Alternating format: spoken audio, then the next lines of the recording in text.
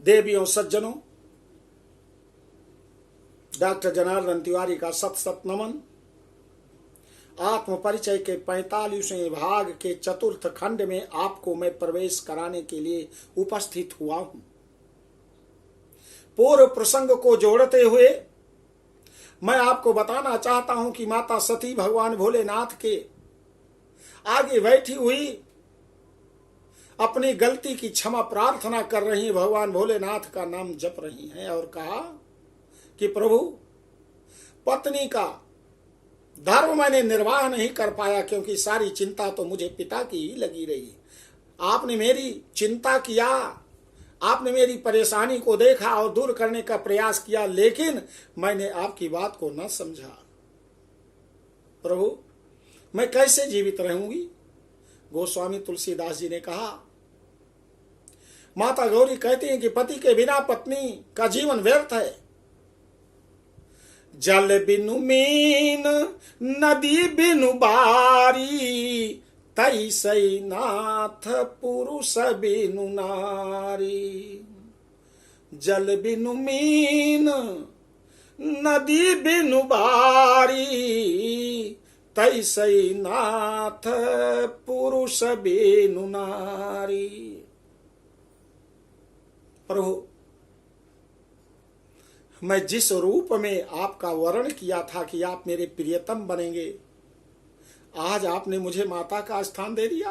कैसे जीवित रहूंगी? नहीं रह सकती।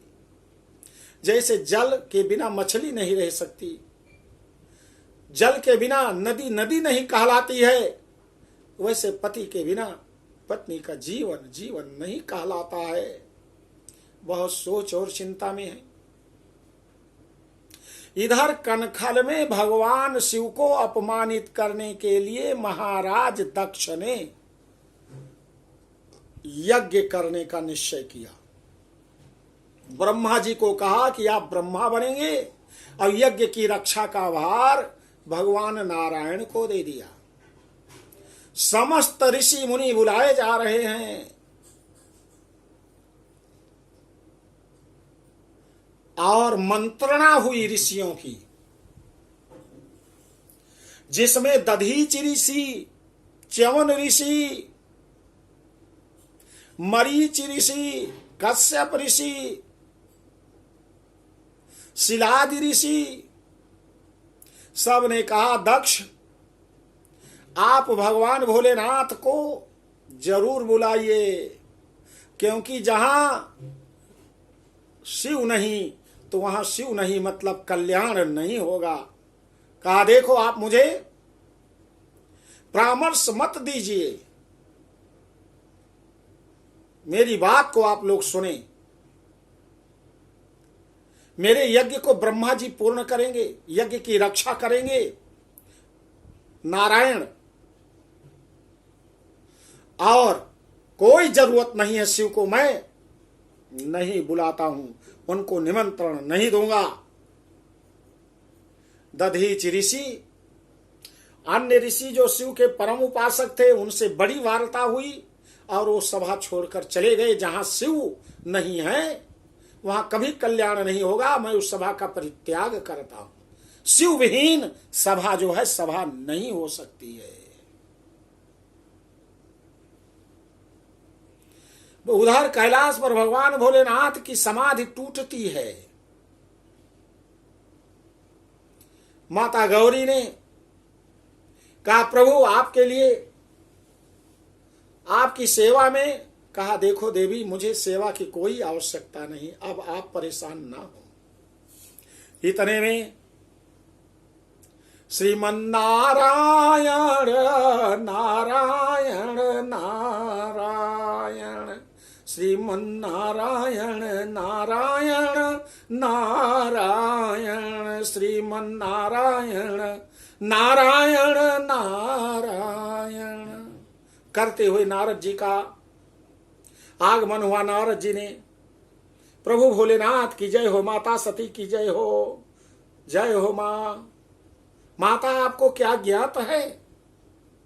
आपके पिताजी मंगल कार्य के लिए यज्ञ कर रहे हैं और सारे देवताओं को बुलाया है। आज देखो सब लोग जा रहे हैं अपने अपने रथ और विमान से, आप नहीं जाएंगी क्या? कहा मुझे तो नहीं बुलाया। भगवान की तरफ माता गौरी देखती हैं। भगवान ने इशारे से कहा नहीं, जाना नहीं है। जहां सम्मान पूर्वक ना बुलाया गया हो वहां नहीं जाना देवी। कहा स्वामी, पिता के यहां, गुरु के यहां, भगवान के मंदिर में बिना बुलाए जाना चाहिए। बहुत समझाए, कहा मत जाओ। कहा नहीं प्रभु, अब मुझे जाने का आदेश देंगे। भगवान की आंखों में आंसू आ जाते हैं और उन्होंने जब नहीं मानती हैं तो श्रृंगी भृंगी आदि शिवगणों के साथ कहा जाओ, इनको लेकर के जाओ। लेकिन उनसे विदा लेते हुए भगवान समझ गए कि अब दोबारा भेंट नहीं होगी।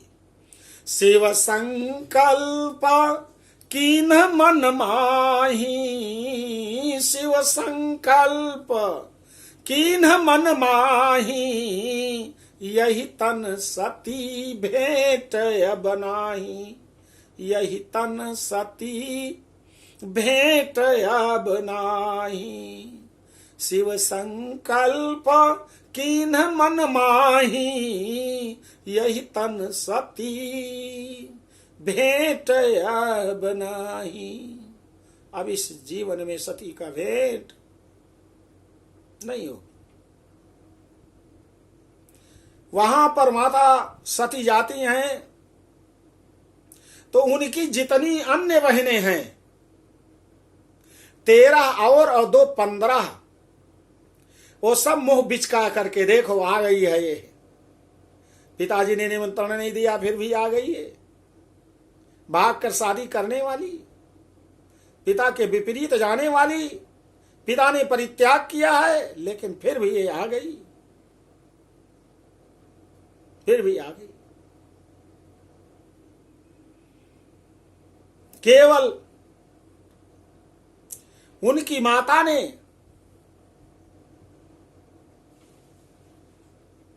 प्रसूति ने उनसे प्रेम पूर्वक बात किया।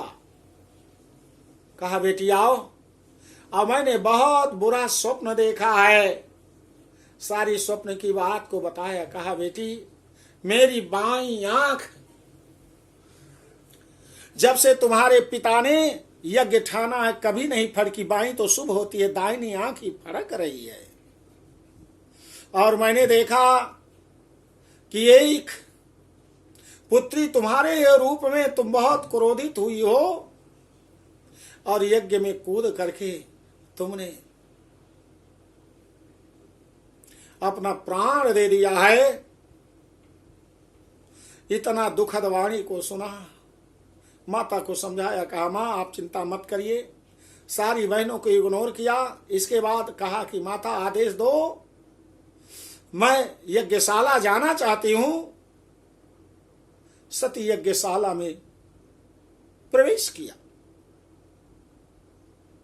वहां पर उनके पिता ने उनकी तरफ दृष्टि ही नहीं डाला। सामने जा करके कहा ए तुम कौन हो, कहां से आई है तू? कहा पिताजी पहचाना नहीं आपकी बेटी। कहा कैसी तू मेरी बेटी है? अरे तुझको तो मैंने निमंत्रण ही नहीं दिया, क्यों तू चली आई? अच्छा तुझे बड़ी पीड़ा होगी, तू शमशान वासी के पास रहती थी, तुम्हें ना बड़ा न खाने को मिला होगा न पहनने को मिला होगा। जाओ मैंने सबके लिए वस्त्र अपनी मां से मांग लेना और सुंदर वस्त्र पहन कर आओ।